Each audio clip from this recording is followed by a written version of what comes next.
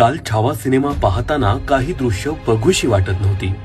विचार करा, आपल्याला जी दृश्य बघताना इतक्या यातना होत असतील तर त्या यातना प्रत्यक्षात शंभूराजेंनी कशा सहन केल्या असतील। आपण कथा कादंबऱ्यांमधून छत्रपती शंभूराजांबद्दल वाचलं असेल, ऐकलं असेल, परंतु जेव्हा तो इतिहास डोळ्यांसमोर अनुभवला तेव्हा काळजाचा थरकाप उडालेला आणि आत्मा शरीरापासून वेगळा झाला होता। मागच्या जन्माचं काय पुण्य असावं म्हणून या जन्मात मराठी म्हणून जन्माला आलो, कारण असे हे दोन धुरंधर राजे आपल्या मराठी जनांना लाभले।